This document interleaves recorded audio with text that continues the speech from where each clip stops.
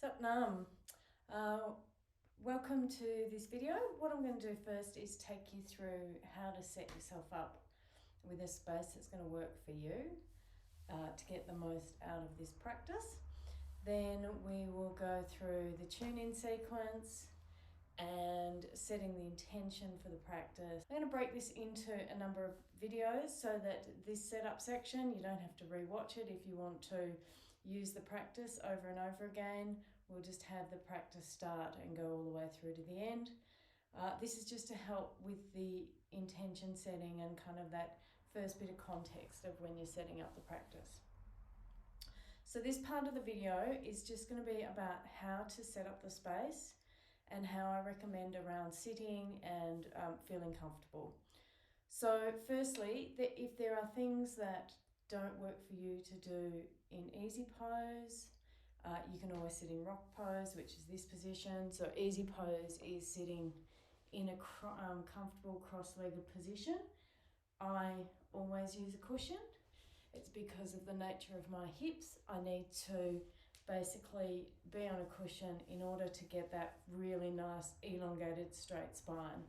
So it's really important in Kundalini Yoga that you are comfortable, that you are not trying to do things that your body isn't able to do.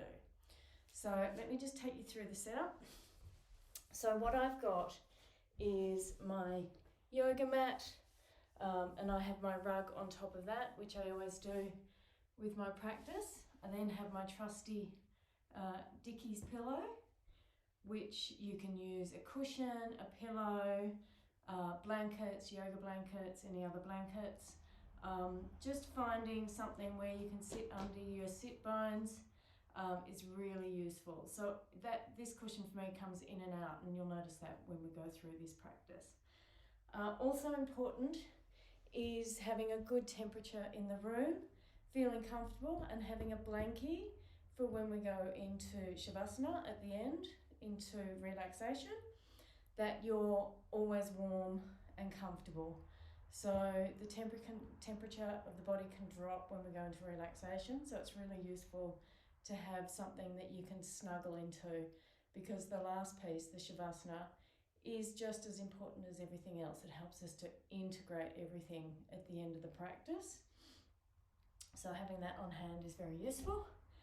And a space that you feel comfortable to be able to move in, so it's got enough space around it that you can set up, and where possible to have as your sacred space. So the place where you can go to that is your place that nobody else needs to be in, that you won't get interrupted during the practice. That's quite important, because really the whole premise with Kundalini Yoga is it's the yoga of awareness. So it's taking that time to really connect with your own soul level experience of life, and that it's quite handy not to have distractions when you're wanting to do that. So yeah, if you need a bit of warmth, then do that.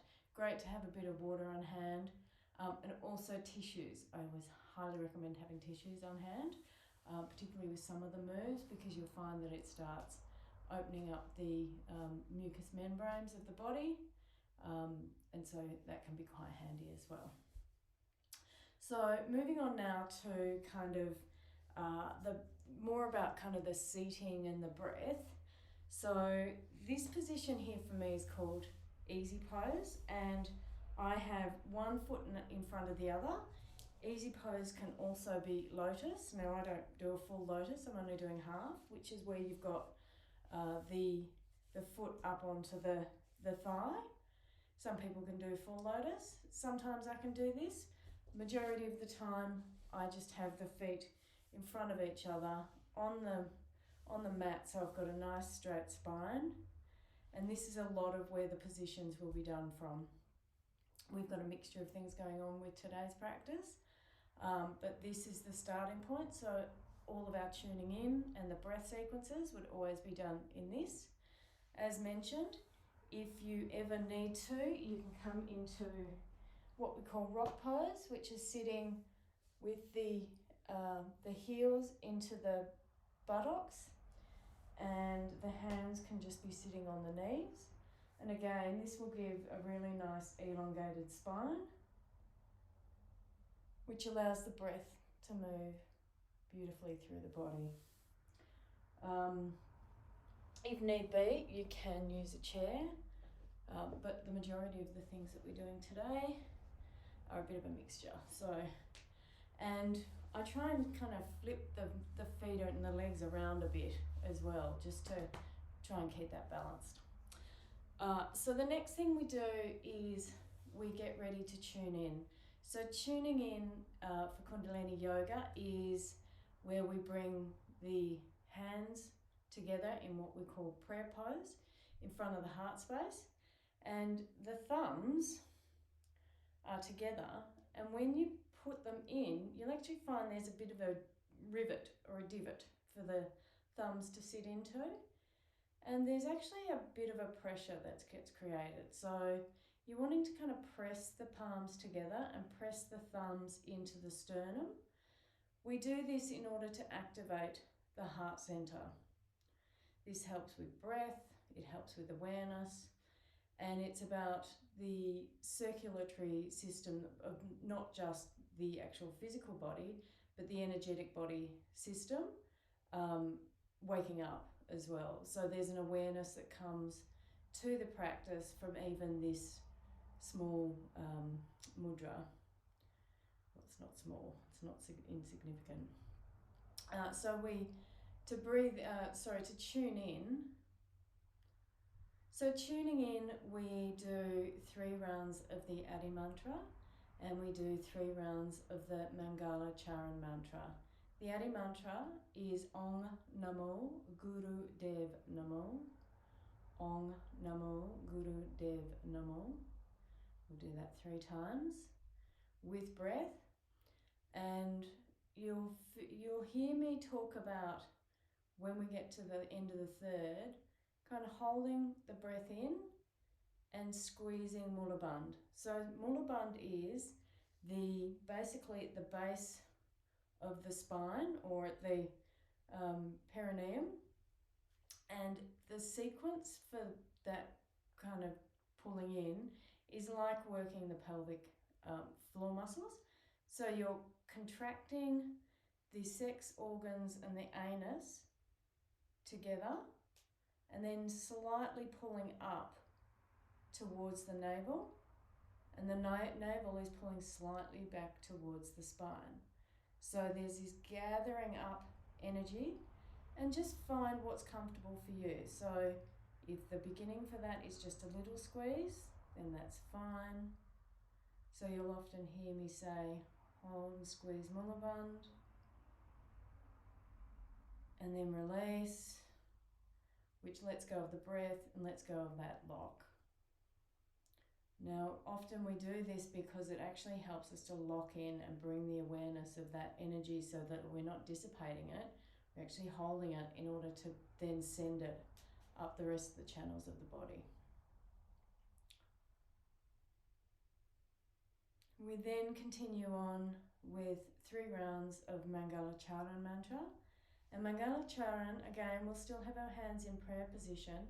You can imagine starting on the right side of the body, as we say, Adgaredame, behind the body, Jugatgaredame, to the left of the body, Satgaredame, and to the front, Siddhi Gurade Vename. So there is a protective energetic that gets created through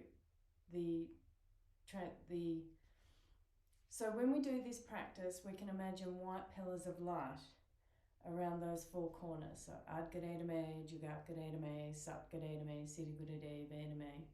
So right, back, left, front. And that helps us to think about bringing in this really kind of focused intention and a protection energy, so that we are doing the work and the focus for what is our best selves. And then after we do that, we'll go into the setting of an intention. And I can highly recommend using in your mind the following words. So, and I'll say these words. It is my intention that ... It is my intention that this video gives you comfort and expansion. And allowing that intention to actually sit into the body space and set almost the direction, if you like, of the practice. So then after that, we'll then move into the actual kind of sequences. So